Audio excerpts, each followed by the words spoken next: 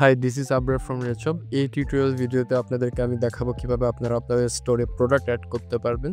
তো প্রথমে আপনাকে যেটা করতে হবে, প্রোডাক্ট সাইড বার থেকে প্রোডাক্ট অপশনটায় ক্লিক করতে হবে। দেন আপনার আরেকটা অপশন দেখবেন ক্যাটাগরিজ নাম।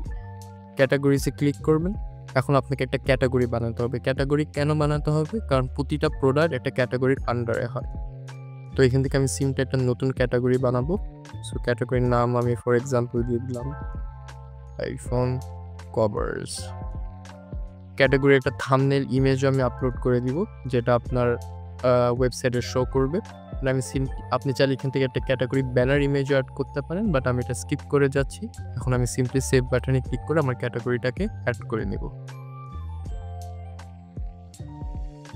এখন আমি আমার এই ক্যাটাগরির আন্ডারে আমি আমার প্রোডাক্টগুলো আপলোড করব। তো আমি যদি আবার প্রোডাক্ট অপশানে ক্লিক করি সাইড বার থেকে, আমি অ্যাড প্রোডাক্ট নামে একটা বাটন দেখব।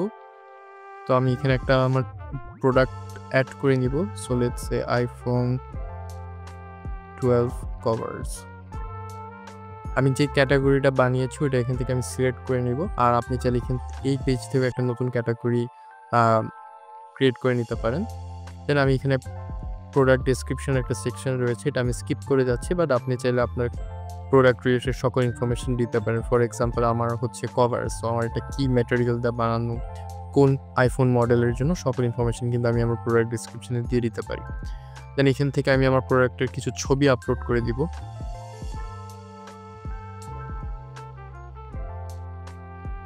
দেন আমি আমার প্রোডাক্টের একটা প্রাইস দিয়ে দিব। সো লেটস সে 1200, আর এটা আমি 50% ডিসকাউন্টে যাচ্ছি, সো 600। তো এখানে আপনি কিন্তু দেখতে পাচ্ছেন যে ডিসকাউন্টেড প্রাইসটা শো করবে, আর এখান থেকে আপনি একটা প্রিভিউ পাচ্ছেন যে ওয়েবসাইটে জিনিসটা এইভাবে শো করবে।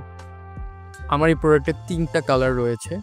তো এখান থেকে আমি একটা ভ্যারিয়েন্ট ক্রিয়েট করব, অ্যাজ এটা মাল্টি ভ্যারিয়েন্ট প্রোডাক্ট। তো এখান থেকে আমি প্রোডাক্ট কোয়ান্টিটিটা চুজ করব না, আমি সিম্পলি এখান থেকে অ্যাড ভ্যারিয়েন্টে ক্লিক করব। সো লেটস সে আমার এই প্রোডাক্টের কোনো সাইজ নেই, তো আমি এখান থেকে ডিরেক্টলি কালার অপশনে চলে যাব।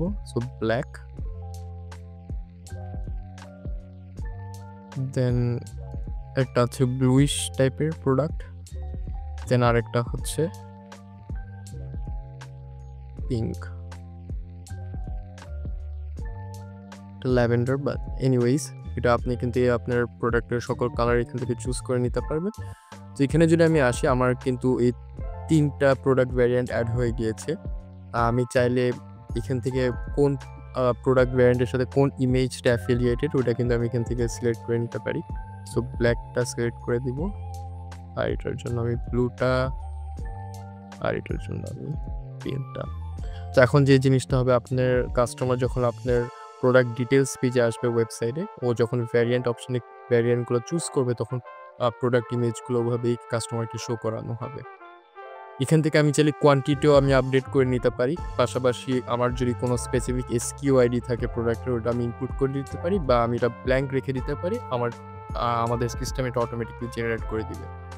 চাইলে আমি কোন ওয়্যার হাউস দিয়ে প্রোডাক্টটা থাকবে, ওই ওয়্যার হাউসটা এখান থেকে সিলেক্ট করে নিতে পারি। কারেন্টলি এটা আমার ডিফল্ট ওয়্যার হাউসে আছে, so I'll keep it like as it is.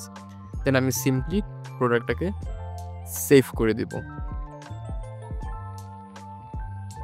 আমার প্রোডাক্টটা কিন্তু সাকসেসফুলি অ্যাড হয়ে গিয়েছে, আর আপনি এখান থেকে স্ট্যাটাসটাও দেখতে পারবেন যে প্রোডাক্টটা অ্যাক্টিভ রয়েছে। তো এভাবেই খুব সহজে আপনারা আপনাদের স্টোরে প্রোডাক্ট আপলোড করতে পারবেন। So thank you for watching this video and see on the next video.